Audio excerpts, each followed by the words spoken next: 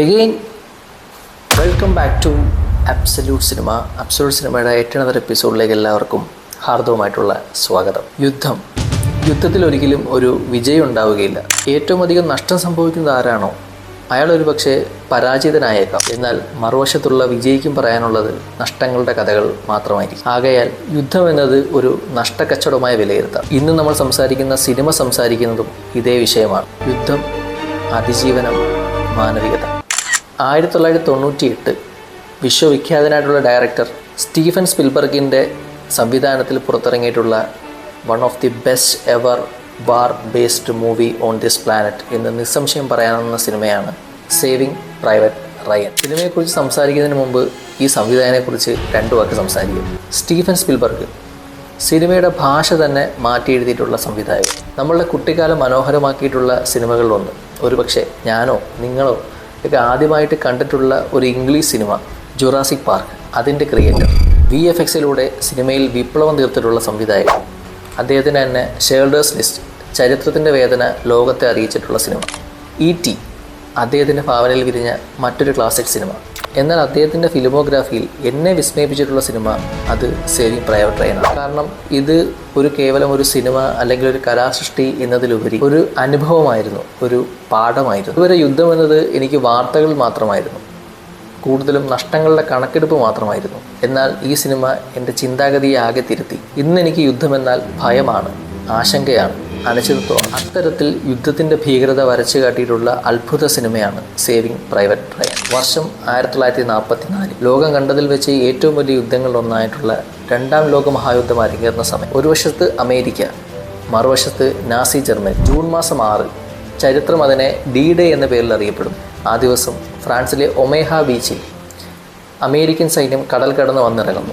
ഒപ്പം പ്രേക്ഷകരായ നമ്മളും എന്നത് ഞാൻ ഭംഗിവാക്ക് പറഞ്ഞതല്ല. സിനിമയുടെ ആദ്യ സീൻ മുതൽ നമ്മൾ യുദ്ധമുഖത്തുണ്ട്. സിനിമയുടെ ആദ്യത്തെ 27 മിനിറ്റ് നീണ്ടു നിൽക്കുന്ന യുദ്ധരംഗം കണ്ടിട്ടുള്ള പ്രേക്ഷകരിൽ ഒരാൾ പോലും അത്ര ഭയാനകമായിട്ടുള്ള അവസ്ഥയിലൂടെ കടന്നു പോകണമെന്ന് ജീവിതത്തിൽ ഒരിക്കൽ പോലും ചിന്തിക്കുക പോലുമില്ല. യുദ്ധത്തിൻ്റെ തീവ്രത എത്രത്തോളമെന്ന് മനുഷ്യ മനസ്സുകൾക്ക് മനസ്സിലാക്കി തന്നിട്ടുള്ള 27 മിനിറ്റ്. യുദ്ധത്തിൻ്റെ വിരൂപമുഖം നമുക്ക് കാണിച്ചു തരാൻ ഛായാഗ്രഹകൻ ജനുസ് കമൻസ്കി നിർവഹിച്ച പങ്കിനെ എത്ര അഭിനന്ദിച്ചാലും മതി വരും. ആ യുദ്ധരംഗങ്ങൾ അദ്ദേഹത്തിൻ്റെ ക്യാമറയിൽ പതിപ്പിച്ചപ്പോൾ ആ മനുഷ്യൻ മനസ്സിലുറപ്പിച്ചത് ഒന്നു മാത്രമായിരിക്കാം: പ്രേക്ഷകർ ഒരിക്കലും യുദ്ധം കാണിക്കരുത്, യുദ്ധമുഖത്ത് നിർത്തണം. അത് പ്രേക്ഷകരുമായി കമ്മ്യൂണിക്കേറ്റ് ചെയ്യാൻ അദ്ദേഹം ഉപയോഗിച്ചിട്ടുള്ള ഐഡിയാസ് വളരെ അപ്പീലിംഗ് ആയിട്ടാണ് തോന്നിയിട്ടുള്ളത്. സിനിമയുടെ യുദ്ധ സീനുകളിൽ മിക്കതും ഹാൻഡ് ഹെൽഡ് ക്യാമറാസാണ് അദ്ദേഹം യൂസ് ചെയ്തിട്ടുള്ളത്. സ്വാഭാവികമായും ക്യാമറ ഷെയ്ക്കാം. സിനിമയുടെ ഫ്രെയിംസ് ഒന്നും തന്നെ പെർഫെക്റ്റ് ആകണമെന്നില്ല. അത് കൂടുതൽ റിയലിസ്റ്റിക് ആയിട്ടുള്ള അനുഭവമാണ് പ്രേക്ഷകർക്ക് സമ്മാനിക്കുന്നത്. പ്രേക്ഷകരും അവിടെ ഉണ്ട് എന്നൊരു തോന്നൽ ഉണ്ടാകാൻ സാധിക്കും. പട്ടാളക്കാർക്കിടയിൽ പ്രേക്ഷകനെ പ്രതിഷ്ഠിക്കാൻ ഛായാഗ്രഹകൻ കാണിച്ചിട്ടുള്ള വൈഭവത്തെ എത്ര അഭിനന്ദിച്ചാലും മതിയാകില്ല. അതുപോലെ തന്നെ പോയിന്റ് ഓഫ് വ്യൂ ഷോട്ട്സ് എല്ലാം തന്നെ സോൾജേഴ്സിൻ്റെ ഐ ലെവലിലാണ് ക്യാമറ. അതുകൊണ്ട് തന്നെ വെടിയേറ്റൊരു പട്ടാളക്കാരൻ താഴെ വീണാൽ ക്യാമറയും താഴെ വീഴും. പട്ടാളക്കാരൻ ഓടാൻ തുടങ്ങിയാൽ ക്യാമറയും അതിനോടൊപ്പം ചലിക്കാൻ തുടങ്ങും. നമ്മളും അതിനെ ഫോളോ ചെയ്യും. മേൽപ്പറഞ്ഞ രീതിയിലുള്ള ചിത്രീകരണത്തിലൂടെ ഗ്രൗണ്ട് ലെവൽ റിയാലിറ്റി പ്രേക്ഷകന് കൃത്യമായിട്ട് മനസ്സിലാക്കി കൊടുക്കാൻ ഛായാഗ്രഹകൻ വലിയൊരു പങ്ക് വഹിച്ചിട്ടുണ്ട്. പിന്നെ ഈ സിനിമയെ കൂടുതൽ മനോഹരമാക്കുന്നത് ഈ സിനിമയിലെ മ്യൂസിക്കാണ്. എന്നാൽ സിനിമയിൽ ഏറിയ പങ്കും ബാക്ക്ഗ്രൗണ്ട് സ്കോറുകളില്ല. Silence is the best music എന്ന നയമാണെന്ന് തോന്നുന്നു അവർ സ്വീകരിച്ചിട്ടുള്ളത്. ഉദാഹരണത്തിന്, സിനിമയിലെ ഒരു കഥാപാത്രം മരിച്ചാൽ വിഷാദമായിട്ടുള്ള ഒരു മ്യൂസിക്കും നമ്മൾ ബാക്ക്ഗ്രൗണ്ടിൽ കേൾക്കില്ല. പകരം അഭിനേതാക്കളുടെ പെർഫോമൻസും അവരുണ്ടാക്കുന്ന ശൂന്യതയിലൂടെയാണ് ആ ഒരു ഇമോഷൻ പ്രേക്ഷകരിലേക്ക് കമ്മ്യൂണിക്കേറ്റ് ആവുന്നത്. പക്ഷേ ബാക്ക്ഗ്രൗണ്ട് സ്കോർ സിനിമയിൽ അങ്ങനെ മുഴച്ച് കേൾക്കുന്നില്ല എങ്കിലും ഇതിൻ്റെ സൗണ്ട് എഫക്ട്സ്, അത് തരുന്ന എക്സ്പീരിയൻസ്, അതുണ്ടാക്കുന്ന തീവ്രത, അതിനെ എങ്ങനെ വിശേഷിപ്പിക്കണമെന്ന് എനിക്കറിയില്ല. Unreal, simply outstanding. പ്രേക്ഷകനെ യുദ്ധത്തിലേക്ക് വലിച്ചിടുന്നത് തീർച്ചയായിട്ടും ഇതിലെ സൗണ്ട് എഫക്ട്സ് ആണ്. വെടിയുണ്ടകളെല്ലാം തന്നെ നമ്മുടെ തലച്ചോറിനുള്ളിലൂടെ കടന്നു പോകുന്നത് പോലെ. മാത്രമല്ല, എക്സ്പ്ലോഷൻ സീനിലെ സൗണ്ട് എഫക്ട്സ്. നമ്മുടെ തൊട്ടടുത്ത് ഒരു പൊട്ടിത്തെറി നടന്നു കഴിഞ്ഞാൽ നമുക്കുണ്ടാകുന്ന ഭയം, ആശങ്ക, അതെത്രമാത്രമുണ്ടോ അതേ തീവ്രതയിൽ നമ്മളിലേക്ക് കമ്മ്യൂണിക്കേറ്റ് ചെയ്യുന്ന രീതിയിലുള്ള സൗണ്ട് എഫക്ട്സ് ആണ് സിനിമയിൽ യൂസ് ചെയ്തിട്ടുള്ളത്. ഫോർ എക്സാമ്പിൾ, ഒരു ബ്ലാസ്റ്റ് നടക്കുന്നു. പിന്നീട് സിനിമയിൽ അതിൻ്റെ ഇമ്പാക്റ്റ് മാറുന്നവരെ എന്താണോ ആ കഥാപാത്രങ്ങളുടെ ചിന്തയിലൂടെ കടന്നു പോകുന്നത്, അവരെന്താണോ അനുഭവിക്കുന്നത്, അതേ അനുഭവം കാണുന്ന പ്രേക്ഷകരിലേക്കും എത്തിക്കുന്ന ഒരു മാജിക്, അതാണ് അവിടെ സംഭവിക്കുന്നത്. മറ്റ് സിനിമകളിലെ പോലെ ഇതിൽ എക്സ്പ്ലോഷൻ സീൻ കാണാൻ യാതൊരു ഭംഗിയില്ല. മറിച്ച് അതിൻ്റെ തീവ്രത എത്രമാത്രമാണ് എന്ന് നമുക്ക് കൃത്യമായിട്ട് ബോധ്യപ്പെടുത്തുന്ന രീതിയിലാണ് സിനിമ ചിത്രീകരിച്ചിട്ടുള്ളത്. അതുകൊണ്ട് തന്നെ CGI വളരെ കുറച്ച് വളരെ റിയലായിട്ടുള്ള എക്സ്പ്ലോഷൻ സീൻസാണ് ഈ സിനിമയിൽ ഉടനീളമുള്ളത്. ചിത്രത്തിൻ്റെ കഥാസാരത്തിലേക്ക് വന്നാൽ യുദ്ധം കൊടുമ്പിരികൊണ്ടിരിക്കുന്നു. ആ സമയത്ത് സൈന്യത്തിനൊരു മെസ്സേജ് കിട്ടുന്നു. പ്രൈവറ്റ് ജെയിംസ് ഫ്രാൻസിസ് റയൻ എന്ന പട്ടാളക്കാരൻ്റെ 3 സഹോദരങ്ങളും യുദ്ധത്തിൽ കൊല്ലപ്പെട്ടു. ആ കുടുംബത്തിൽ ആകെ അവശേഷിക്കുന്ന പ്രൈവറ്റ് റയനെ തൻ്റെ 3 മക്കളെയും യുദ്ധത്തിൽ നഷ്ടപ്പെട്ട ആ അമ്മയുടെ അടുത്തേക്ക് തിരികെ വീട്ടിലേക്ക് ജീവനോടെ അയക്കുക എന്ന സന്ദേശമാണ് അവിടേക്ക് എത്തുന്നത്. അതിനായിട്ട് ഒരു 8 അംഗ സംഘത്തെ ചുമതലപ്പെടുത്തുന്നു. നേതൃസ്ഥാനത്ത് ക്യാപ്റ്റൻ ജോൺ മില്ലർ. അയാളൊരു സ്കൂൾ അധ്യാപകൻ കൂടിയായിരുന്നു. ആ പ്രധാന കഥാപാത്രം ചെയ്തിരിക്കുന്നത് the one and only Tom ഹാൻക്സ്.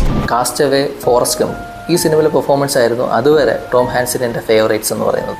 പക്ഷേ ഈ സിനിമ കണ്ടു തീർത്തതിന് ശേഷം ആ 2 സിനിമകളും ഈ സിനിമയുടെ താഴേക്ക് പോയി. അസാധ്യമായിട്ടുള്ള പെർഫോമൻസ്. ടൈറ്റിൽ ക്യാരക്ടറായിട്ടുള്ള റെയൻ ചെയ്തത് മാറ്റ് ഡെമോൺ ആണ്. അദ്ദേഹത്തിൻ്റെ വളരെ മികച്ച പെർഫോമൻസ്. റെയനെ തേടി യാത്ര ചെയ്യുമ്പോൾ ആ സംഘം കാണേണ്ടി വരുന്ന, അനുഭവിക്കേണ്ടി വരുന്ന തീവ്രമായിട്ടുള്ള തിരിച്ചടികൾ, ആ പട്ടാളക്കാർ കടന്നു പോകുന്ന മാനസിക വ്യാപാരങ്ങൾ, ഇവയിലൂടെയൊക്കെയാണ് കഥ മുന്നോട്ട് പോകുന്നത്. യുദ്ധം വിഴുങ്ങിയ ഗ്രാമങ്ങൾ, പുഴുവരിക്കുന്ന ശരീരഭാഗങ്ങൾ, യുദ്ധത്തിൻ്റെ ശേഷിപ്പുകൾ, ചതി, വഞ്ചന, സഹാനുഭൂതി, ത്യാഗം തുടങ്ങിയ വികാര വിക്ഷേപങ്ങൾക്കും സിനിമയും നമ്മളും സാക്ഷിയാകും. ആ അതിജീവനമെല്ലാം വാക്കുകൾക്ക് അതീതമാണ്. അത് നിങ്ങൾ കണ്ടു തന്നെ അനുഭവിക്കുക. റെയനെ തേടിപ്പോകുമ്പോഴെല്ലാം തന്നെ ഈ സംഘാംഗങ്ങൾക്ക് തോന്നുന്ന ഒരു സംശയമുണ്ട്. പ്രേക്ഷകരായിട്ടുള്ള നമുക്ക് തോന്നുന്ന സംശയം. അത് അവർ പരസ്പരം ചോദിക്കുന്നുമുണ്ട്. ഒരാളുടെ ജീവന് വേണ്ടി ഇത്ര ആൾക്കാരുടെ ലൈഫ് റിസ്ക് ചെയ്യണോ വേണ്ടയോ എന്നുള്ളത്. അതിനുള്ള ഉത്തരം സിനിമയുടെ അവസാനം കൃത്യമായിട്ട് നമുക്ക് കിട്ടുന്നുമുണ്ട്. സിനിമയിലെ എഡിറ്റിങ്ങിനെ അതിങ്ങനെ എത്ര പ്രശംസിച്ചാലും മതിയായില്ല. വളരെ ഇൻറ്റൻസ് ആയിട്ടുള്ള എഡിറ്റിംഗ് ആയിട്ടാണ് തോന്നിയിട്ടുള്ളത്. ആ കൃത്യം നിർവഹിച്ചിട്ടുള്ളത് മൈക്കൽ ഖാനാണ്. Outstanding work. അറിയാലോ, സ്റ്റീഫൻ സ്പിൽബർഗിൻ്റെ സിനിമയിലെ സ്ഥിര സാന്നിധ്യമാണ് അദ്ദേഹം. ആദ്യത്തെ 27 മിനിറ്റ് നീണ്ടു നിൽക്കുന്ന ആ യുദ്ധാനുഭവം അത്രമാത്രം അനുഭവേദ്യമാക്കിയത് അദ്ദേഹത്തിൻ്റെ ഫാസ്റ്റ് എഡിറ്റിംഗ് സ്റ്റൈൽ കൊണ്ട് മാത്രമാണ്. സൈനികർക്ക് ഒരു കാര്യം ക്ലാരിറ്റി ഇല്ലാന്നുണ്ടെങ്കിൽ കാണുന്ന പ്രേക്ഷകന് ക്ലാരിറ്റി ഉണ്ടാവില്ല. ഈ സിനിമ കൂടുതൽ അനുഭവവേദ്യമാകാൻ സഹായിച്ചിട്ടുള്ളത് ഈ സിനിമയിൽ ഉപയോഗിച്ചിരിക്കുന്ന കളർ ടോണാണ്. ഈ സിനിമയിൽ കളർ വളരെ കുറവായിട്ടാണ് തോന്നിയിട്ടുള്ളത്. പട്ടാളക്കാർ ധരിച്ചിരിക്കുന്ന യൂണിഫോം എല്ലാം തന്നെ ഡസ്റ്റി ക്ലീൻ ആയിട്ടാണ് കാണിച്ചിരിക്കുന്നത്. അതിനൊന്നും ഒരുപാട് കളറുള്ളതായിട്ട് നമുക്ക് ഫീൽ ചെയ്യില്ല. അത് സിനിമയെ കൂടുതൽ ബ്രൂട്ടലാക്കി എന്നാണ് എനിക്ക് തോന്നുന്നത്. കളറിൻ്റെ കുറവ് കാരണം കഥാപാത്രങ്ങളുടെ ഫീലിങ്സ് അവരുടെ മുഖത്ത് കൂടുതൽ മുഴച്ചു നിൽക്കുന്നതായിട്ടാണ് എനിക്ക് അനുഭവിക്കാൻ സാധിച്ചത്. മാത്രമല്ല, 2ാം ലോക മഹായുദ്ധത്തിൽ എടുത്തിട്ടുള്ള ചിത്രങ്ങളെല്ലാം തന്നെ ബ്ലാക്ക് ആൻഡ് വൈറ്റ് ആണല്ലോ, സ്വാഭാവികമാണല്ലോ അത്. അതുകൊണ്ട് ഈ ഒരു കളർ ടോൺ പാറ്റേൺ അവർ ഫോളോ ചെയ്തതുകൊണ്ട് പ്രേക്ഷകനെന്ന നിലയിൽ ചരിത്ര സംഭവങ്ങൾ ചലനാത്മകമായ രീതിയിൽ കാണാൻ സാധിച്ചു എന്നൊരു അനുഭവമാണ് ആകെ തോന്നിയത്. ചിത്രത്തിൻ്റെ അവസാനം ക്യാപ്റ്റൻ മില്ലർ റയനോട് പറയുന്ന ഒരു ഡയലോഗുണ്ട്. Earn this. നിനക്ക് ലഭിച്ച ജീവിതം നീ നന്നായി ജീവിക്കുക.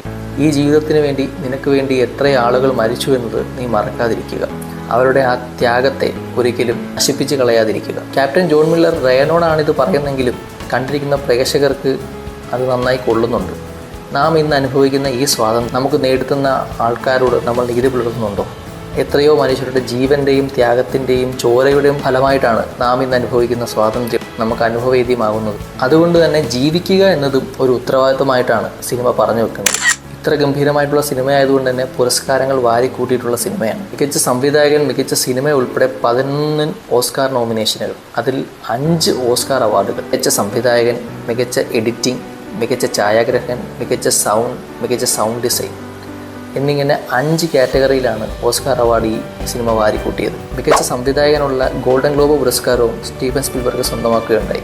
പക്ഷേ ആ വർഷത്തെ മികച്ച സിനിമയായി പരിഗണിച്ചത് മറ്റൊരു സിനിമയാണ്. ഷേക്സ്പിയേഴ്സ് ഇൻ ലവ് എന്ന സിനിമയാണ് ആ വർഷത്തെ ഏറ്റവും മികച്ച സിനിമയായിട്ട് ഓസ്കാർ തിരഞ്ഞെടുത്തത്. ഏറ്റവും മികച്ച സിനിമയായിരുന്നിട്ടും ഏറ്റവും മികച്ച സിനിമയ്ക്കുള്ള ഓസ്കാർ അവാർഡ് കിട്ടാത്തത് ആ കാലത്ത് കൂടുതൽ കോൺട്രവേഴ്സി ഉണ്ടാക്കിയിട്ടുണ്ടായിരുന്നു. എന്നാൽ ഈ സിനിമ ഞാനുൾപ്പെടെയുള്ള പ്രേക്ഷകരുടെ മനസ്സിൽ കിട്ടിയ സ്ഥാനം എത്രയോ അവാർഡുകൾക്ക് മുകളിലാണ്. മറ്റൊരു സിനിമയുടെ വിശേഷങ്ങളെ കാണുമ്പോഴേക്കും this is me Rohit signing off. You are watching absolute cinema. Bye by.